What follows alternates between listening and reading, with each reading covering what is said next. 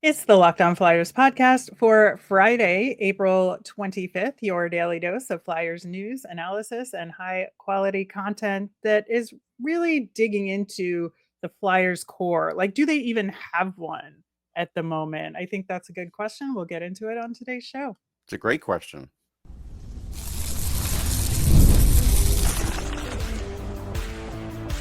You're Locked On Flyers, your daily podcast on the Philadelphia Flyers. Part of the Locked On Podcast Network, your team every day.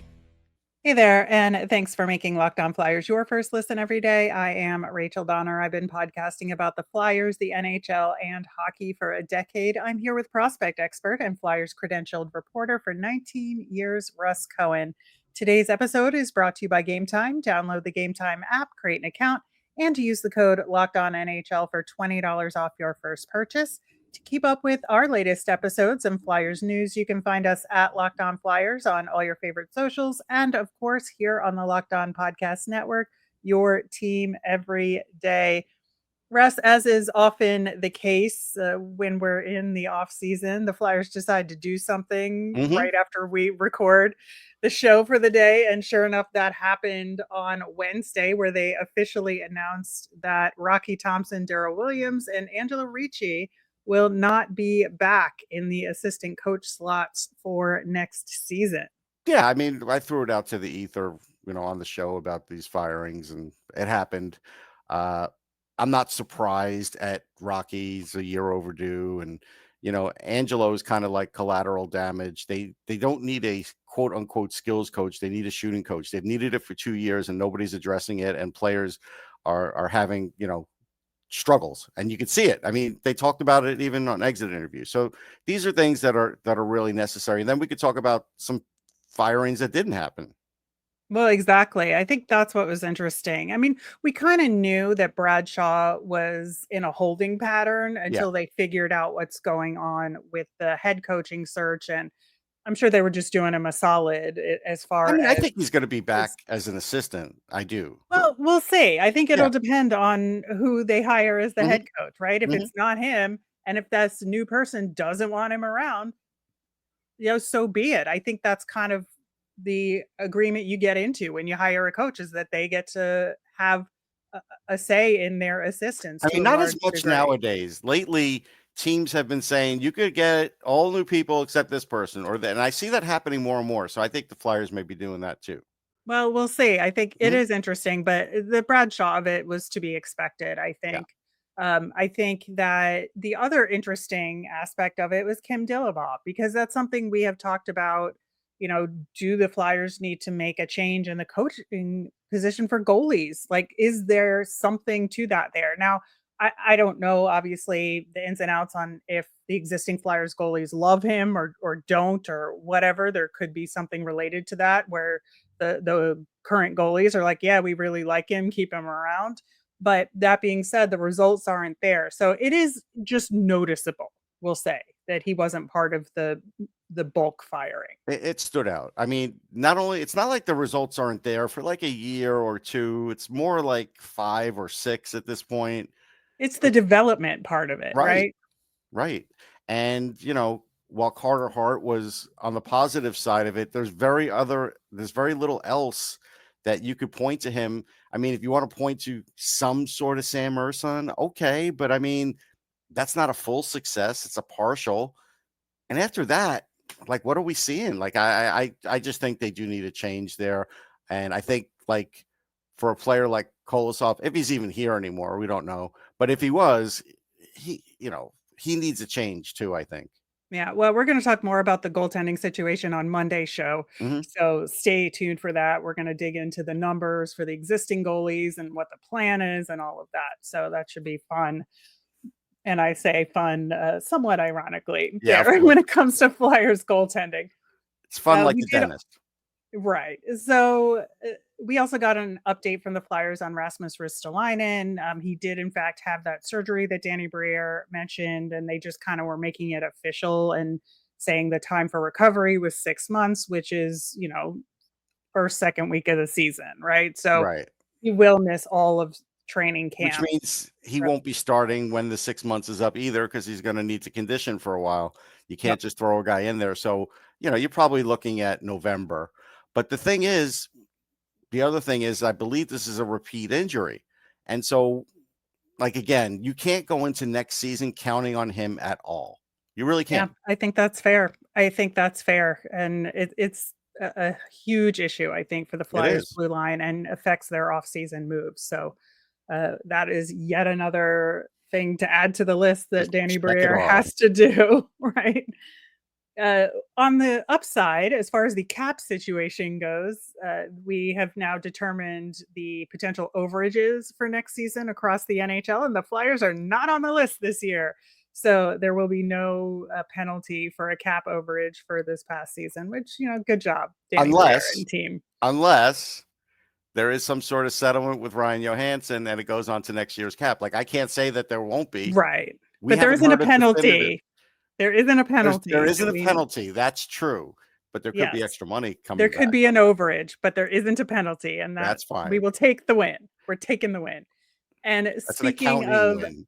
Yes, speaking of taking the win, the Lehigh Valley Phantoms did in fact win game 1 of their 3-game series against Wilkes-Barre Scranton in the AHL Calder Cup Playoffs, and they won 5-2. We're going to get more into the series as a whole when it wraps up on our Phantoms Tuesday episode. But I gotta say, man, first off, Parker Gahagan got the start in net. Good for him. Yes, that was played good. Great, tremendous, and the top guys that we want to see be active did the thing. I was so thrilled. Alex Bump, 2 goals, 1 even strength, 1 on the power play. Both were great. Jet Luchenko did not get a goal yet, but his assists and those passes were really good plays. I was very it's a nice little step forward. We still need to see more, but that's good. I mean, this was a good win, no question. Now the Scranton faces elimination because it's a 3-game series, which is just bizarre to say, but yeah, good for them. The first one's the most important to win in this kind of situation. Absolutely. But, we also got a goal from Ole Lixel. We got Rodrigo Abels. We got Anthony Richard. The guys that absolutely need to step the Richard one was did. nice. That one, I was like, okay, if he plays like that, they might be able to go past the second round. That was good. That's good production. Keep it going. Hagen, we know is good. We were like, don't put Cal Peterson in, basically. That's what we were saying. We thought he might put Peterson in, but we wanted Gahagan, and that's what we got. Right. We were also right that Ty Murchison would get the scratch for Emile Andre, which Andre played great. He had 2 assists in the game. Have to do that. The only kind of bummer is that Gendron is hurt, and so he wasn't in the lineup. But the top 6 is real good. Rebenkin played really well. I was just, this is a really fun Phantoms team. Again, it's nice to see. They could skate a little bit. No, for sure. There's a little juice there. Yeah, and I like that they kept the McDonald Belpedio pairing together in there. They did keep him in there over Gleason. We suggested Gleason might be the better option, but we have also talked about Belpedio being a good defensive partner for Hunter McDonald. So I can certainly understand why they did it. Ethan Sampson was in the game paired with Emile Andre, which I think is another really good pairing for both of them, I think. Yeah, I like that. And then Jennings and Grans, who have had chemistry together since they started. At least till the end of the year. Yeah. So I think that the lineup was as dialed as it was going to be. Yeah. And I was very impressed with their performance. Yeah, no, it was a great performance. And I say that because I want them to re-sign Grans or do something with him, give him more playing time, give him a chance at the NHL, but they probably won't. Yeah, well, we'll see. Want to keep things positive here. I know, considering they just won a game. I mean, he's better than a third pairing guy, but okay, at least he's playing, so it's fine. Yeah, I think so. Given that there's 90 people on the roster, I think the fact that the 2 of them were in the game is a good thing, and they played well. So, in the meantime, the Philadelphia Flyers, I think, lost a little bit of what you would call their core this past season with some of the moves they made. So it begs the question, what is the purpose of a core? Do the Flyers currently have one, and how do they go about building it? And we're going to get into the details of all of that starting next. Did you know your Fire TV is also an Xbox? Turn any TV into your gaming and entertainment hub with Fire TV Stick 4K devices. No console required. Just grab your paired controller, subscribe or sign in to Xbox Game Pass Ultimate with EA Play included, and you're ready to play. Dive into hundreds of premium titles from EA Sports College Football 25 to Call of Duty, Black Ops 6, and Avowed. As easily as it is to stream your favorite shows, it's gaming made simple, and it's all on your Fire TV. With 4K streaming, you can have access to more than 1.5 million movies and TV episodes from your favorite subscribed services like Netflix, Prime Video, Disney Plus, Max, and more. You could also play high-quality Xbox games at a fraction of the cost of a console. Already have a console? A Fire TV Stick 4K device is more affordable and easier to travel with, allowing you to take your or your kids' games wherever you plug in. Head to Amazon.com/Fire TV Locked On to get started. Xbox Game Pass Ultimate subscription and compatible controller required. Available on select devices, including Fire TV Stick 4K second generation, Fire TV Stick 4K Max first and second gen, and Fire TV Cube third gen. Coming up on Monday, we will talk about the Flyers goalie situation and give our nemesis of the week. Plus, we're going to start our off-season poll questions. Love those each and every summer as we ask y'all out there what your thoughts are on the team and talk about it at the end of the week. So I think when you're talking about the Flyers core, I think it's important to kind of define what you're talking about when you mean a team core, because some people I think will interpret it as the best players on your team. Some people will interpret it as who you want to build a team around. And sometimes those are different. And you have to also ask, if a player is expendable and tradable, can they be part of your core? Right. So what is your take on all of that, and what is the core of a team? Yeah, my idea of a core is the guys who are going to be there the longest. They came up together or they are together now, and give them the best chance of winning in the future. So a lot of times the now guys or the older guys really aren't part of a core anymore. An example of a core that kind of, grew up was Matthews, Marner, Nylander, right? That's a core. Yeah. And they've ridden that core for a long time. On the Flyers end, like Travis Konecny is not part of a core anymore because he could get traded 2-3 years into his contract. He's going to be 30 years old before you know it. He's really no longer part of a core. It's that next batch of guys. Well, yeah, before we dig into the specifics of the Mhm. Flyers, I still want to stay like 30,000 foot here. Okay.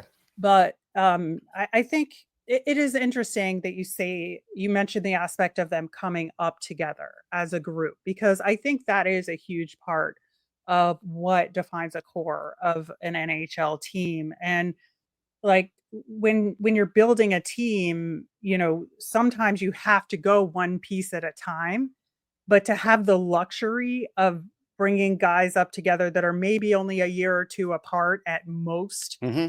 as together, I do think that takes a specific kind of management in terms of drafting and to make it work. And I think that is something that the Flyers have not done a No. ton of in the last 10 years, I would say, is drafting a group of players that have been able to kind of grow together. I think that you could make an argument that that's changing, but Mm-hmm.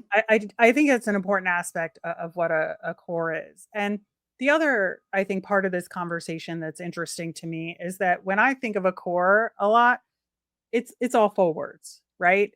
It's almost never defensemen included in that conversation. I think maybe the Avalanche are an exception to that rule, Mm-hmm. but I would say for the most part, it's only forwards, and it's certainly not goaltenders. And I find that to be really interesting. Yeah, it's definitely not goalies. I think with the Leafs though, they were going with core 4 because of Riley, right? I think that's, Right. even though he's a little older, but I think they were going with that. But I do agree that it's mostly not defensemen either.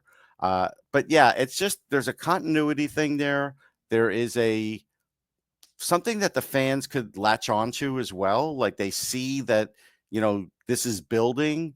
And so like, that's what you're looking at, and that's why it's not necessarily age specific, because you can bring in somebody young that could latch on to a core, but Right. yeah, I think, once you do get to a certain age, it kind of eliminates you. I think that is a really interesting aspect of it, as far as like you have to be in the first 6 years of your career, let's say, to be Yeah. part of a young. Is it always a young core, or is there Well, just you a don't want an core? old Right. core, because if you're an aging Well, core like the San Jose Sharks were, you saw how quick it goes bad. And then, the same thing with the Blackhawks. They had a core and it got old. So, right. that's the thing. Eventually Right, the but core then gets you have old. You don't a want to start Washington it. Capitals, right?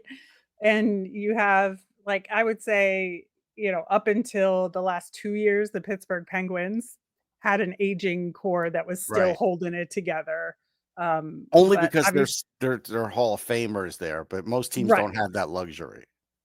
Well, right, but that takes, like, some luck and some planning to get to put a core like that together that will It does. last that long, It right? does. I mean, it's just definitely a little luck, definitely a lot of planning. But again, now there are people that will fight that and say, well, look what the Vegas Golden Knights do. And it's like, okay, but the thing is, they've been drafting well so they could trade these guys too. I mean, Mhm. so they may not have a young core and they may be operating this way, and that's fine. But they're an outlier. Like, not there's very few teams that do it that way.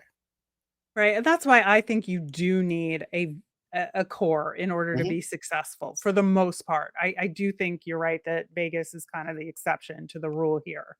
So given all that, I just feel like the Flyers haven't really had a core. Like if you asked me to name who's in the Flyers core, like at the beginning of this past season, for instance, I mean, I would have said Travis Konechny, but like to your point, like, he was kind of on the trading block, and He's can aging somebody out. o is somebody who's on the trading block somebody who's gonna be in your core? I would say Sean Couturier, even though he's older, I think part of, like, being captain and being your 1C, even if it's in name only, I think he's the 1C emotionally for the Flyers, even if it's not, like, Hmm. actually Hmm. being the 1C, I think he is, but, like, beyond that, like, maybe Scott Lawton was part of it, but he was expendable, Hmm. so I feel like the Flyers just did not have what you would call a core this year. No, and your core has to be untouchable. Like, it's like, yeah, Right, we're not even thinking about anything, and that's why some of those guys don't count at as it. Like, now, obviously, Michkov is part of a future core because you're not trading that guy, right. unless something weird happens. You're not trading him. So that's like, even someone like Tyson Forester is kind of like on the edge of it. Yeah, Like, it well, yeah, that's and I think he's one that you could say maybe is in it, but you can't say, to me, you can't say Owen Tippett's in it because he hasn't proven anything. right, so let's go back to Matvey Michkov because Okay. I think when you're talking about building a core of successful young players, Matvey Michkov is pretty much the only name that the Flyers have, and we'll talk about these periphery and the maybes, but I think Matvey Michkov is a guy that you build a team around, right? Yeah. He's a guy that you want to ostensibly get players that are gonna work well with him and around him and are supplemental to him as far as skill set, and style of play so that you have a well-balanced team. So I do feel like Matvey Michkov is the core of the Flyers as it currently stands, and I don't think there's anybody else in it right now, but That's fair. what I do you think? mean, like I said, I think Forster is the only other one that would make an argument, and I think ultimately, I think you're right. I don't think there is anybody else in it. I think everybody else is, and again, people could point to, hey, the Flyers are a fairly young team. That's fine. Deciding on who your core is different because usually they decide themselves. And so, Right. like, there are no three players on this team that you would look at and say, that's it. There isn't. Michkov is definitely the start of that. Right. So I think it's important to kind of build from there and build Hmm. around him, which Hmm. is, I think, what the Flyers are wanting to do now. And I I think believe that's that was, their intention. and that was part of why they drafted Jet Luchenko, because I Hmm. think they saw Luchenko's style of play. He's a center. Hmm. He has a style of play that could be complementary to Matvei Michkov's style of play. You could see them on a line together, maybe not, but you could see it in Hmm. terms of the theoretical of it at the time that they were making that Luchenko pick. And so I am very curious to see if Luchenko does become part of this core moving forward as it relates to Michkov. But I think that obviously that's still to be determined. But I do think the attempt to start building that core is there. Yeah, I think the intent is there. I do think that's what they want. It's, again, you don't build a core in a year. Like, Right. it doesn't work that way. These pieces get added over time. They get drafted or, picked up in a But trade or not too something. much time. That's the No, thing. no, I mean, right. But usually within a 2-3 year period of each other. Right. Exactly. And that's partially why they loaded up on draft picks for this Hmm. year, was to help build out the core Right. around Michkov, I think. So yeah, it's really interesting. But you talked about Tyson Forster as a maybe. I want to talk about him and some other guys that could end up being part of the core or maybe not, and what kind of roles we're missing in the core. And that's why I brought up defensemen, because I thought that was interesting. But we will get to all of that coming up next. The Stanley Cup playoffs are here, of course, and if you've never been to a live NHL playoff game, because maybe you're a Flyers fan and they haven't made the playoffs in forever, I'm so sorry, but it's unlike anything else you've seen. The intensity, the speed, and the energy, it's next level. And thanks to Game Time, getting in the door is easier and more affordable than ever. Game Time is the fastest way to grab those playoff tickets, even for those must-see matchups, and the prices actually do drop as puck drop gets closer. And with those last minute deals, you can save up to 60% for sports, concerts, comedy, and my personal favorite, the theater. They're all in pricing, shows total costs up front, so there's no surprise fees at checkout. And the app even shows you panoramic sea views, so you know exactly what you're getting into before you buy. And with Game Time ticket coverage, I know I'm protected, whether it's cancellation protection, job loss assurance, or their 24-hour return guarantee. So take the guesswork out of buying tickets with Game Time. Download the Game Time app, create an account, and use the code Locked On NHL for $20 off your first purchase. Terms apply. Again, that's code Locked On NHL for $20 off. Download Game Time today. Last minute tickets, lowest price guaranteed. So, Russ, you mentioned Tyson Forester. I want to talk about the whole Kate's line and whether we think they're part of the core. They should be part of that core moving forward, because I think that when we talked about the progression of this season, we saw the emergence of that line as an essential part of the Flyers offense this year. I would say Brink less so than Cates and Forster, but I would almost say that Noah Cates in particular is an untouchable at the moment. Now, I say at the moment, if they build a different core around Mitchkov, maybe Cates is expendable at that point. But as of now, I think Cates is the right age and plays the right role for the Flyers to potentially name him as part of the core of this current team. I mean, he's only untouchable because of the status of the roster, Right. not And that's because what of I'm his saying, worth in the right? league. Like, it's different. Yeah. Yeah, I think he is part of the core of the Flyers now, but I think he's somebody that will not be considered as such in a couple of Right. years if everything goes to plan and they get some Right. really good players coming up in the system over the next couple of years. Yeah. I mean, that would be the plan. Like, he'd be on the third line and he'd be a really good third liner. Like, that's what he would be. Yeah, I think so. Now, Tyson Forster, I think if you look at sort of the tail end of this season, I think he started to establish himself as being slightly more untouchable than he's been in the past. And I think his offensive contributions are there. I don't think he's like somebody that you would play with Mitchkov, obviously, on No. the same line, but that doesn't necessarily No. mean they're not both part of the core, because even if you have a core four of the forwards and two of them are on one line and two of them are on the other, or two on one line and one on the other, like that works. That is a core, right? Because if you're talking forwards, as most teams do, like we said, when it comes to what is your core, like usually that's a half to 2/3 of your top six, right? Yeah. I would say with Forster, again, now, I think fans have to understand that. I understand why you want to clutch Tyson Forester as tight as you can because it's all you got. You don't have a lot. But I'm going to use Matt Boldy as an example. So in year 23, which Forster is in this year, Matt Boldy had 31 goals and 63 points. Like, that's a core player. Right. Forster wasn't, he had 25 goals, but he wasn't close to that. Now, Matt Boldy in year 24, 27 goals, 73 points.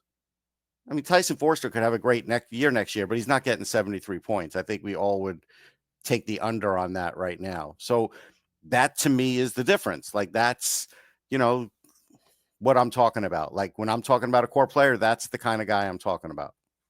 Right. I think that's fair. I think, again, we'll see what happens next year. I think Yeah. he's kind of on the bubble, like you said, Mhm. but I think that he certainly is trending in the right direction. And as this team exists now, like I would assume he would be with the team for at least the next 2 years. Oh, yeah. So I think he's part of the core now, but I don't think the core as it should exist for the Flyers to be successful for a sustained period. I don't know that he's part of that Right. long-term He may or may solution, not right? be. He could end Yeah. up going in a trade. Like, you don't know. We don't know. And I just really honestly think that Mitchkov is the only untouchable on this team right now. And I'm trying to think about other guys in the system, right? Like Jet Mhm. Luchenko, for instance, Mhm. Could be a again, core guy. I mean, could be a core guy. They drafted him with that intention. Now you have to wait and see. Yeah. Yeah. And I think that, and that's fair. Obviously, we're giving him all the time in the world. Yep. Like, we'll know, I think, midway through, not obviously not next season, but the season No. after, Yeah. we'll know, I Yeah. think. Around December, January of the year after next. And hopefully there'll be another piece there, right? So there'll be Right. 3 guys that we think are the core of this team. And I think Right. that's about the timeline that we're looking Yeah, I at, think right? right now that is the timeline. I think anything else, people are just hoping and wishing and pushing, trying to push the timeline. And that's why this is the way I think about this. Yeah. And I think, as far as the flip side of that coin, who feels like they should be part of this core but are definitely not? Owen Tippett is number 1 on that No list, question. right? He's first guy who comes to mind because he's tantalized you, he's teased you, he's shown flashes, as we like to say. He has not Mhm. put it all together. Yeah, I mean, he's under contract, don't get me wrong, so and it's a slightly difficult contract to Just move, because I the would say. contract is signed doesn't make him a core player. No, I Yeah, know, yeah, that's what I'm saying, like, yeah. so he could be around, but not considered part of the Correct. core is, like, the Yeah, delineation I'm going yeah. for here, but Mhm. there's gonna be guys like that because that's the nature of contract signings and how it works in the NHL, but Yeah. yeah, I think, like, if there was a kind of player that's missing from the core right now, I'm gonna have to say, like, somebody who's another dynamic scorer. I just really feel like, and again, that's what Owen Tippett was supposed to be to a large degree. And I think that when you look at successful teams, they have 2 guys who can do what Matvei Michkov can do, and in a slightly different way, Mhm. right? Yeah, I think, again, I'm not trying to pound this point, but an example would be like Cole Caulfield, unfortunately. I was gonna say it. I was gonna say it, and I didn't because I didn't wanna go But there, but he is that no, example, he he is is that that guy. example. Now, Yeah. maybe the Flyers' hope was that Brink would turn into something a little lesser than that, and he just hasn't yet. So, Right. but Yeah, that's who where knows? we're at. Maybe next year he pops. Right. Like, you just never know with these Right. things. So right But now, that's where we're at. yeah, and I think it's interesting because I think that's where Danny Briere, I think, does get some credit for the Mhm. level of realism he's put around this Yes. rebuild. And, he said, we're going to take a step back this upcoming season. They did. Mm-hmm. He was not surprised by this. I think that, they were trying to use this season to really gauge if some of these guys were going to truly pop. And like an Owen Tippett just didn't. And so now they've got to adjust. And Right. that'll be They the didn't true expect for it test. to go sideways. That's really what we're getting at here. Yeah. Yeah. So I think this next year is going to be really interesting as far as Yep. what this team does to help build a core that will be successful for a long time and be the identity of this team, right? Yeah. I mean, look, and they have an opportunity in the city because the Sixers in that building aren't going to do it for a while. So they've Yeah. got an opportunity. Yeah, well, in the building to be named later, I guess, Right. as we now know. But we'll see how all of that goes, and we'll continue to have these conversations as they Mhm. make moves. And does it contribute toward building a core that will last for the future? And that's a big part of all this. But good times in Flyers land. That'll do it for today's show. As a reminder, we always want to hear from you. So let us know your Flyers thoughts on what a core looks like to you, or any questions that you have on any of our socials at Locked On Flyers. You can email us at lockedonflyers@gmail.com or comment on our YouTube channel. I'm Rachel. I'm on Blue Sky and Twitter at rmiriam. That's RMIRIAM. I'm Russ. I'm on the same socials at Sportsology, SPORTSOLOGY.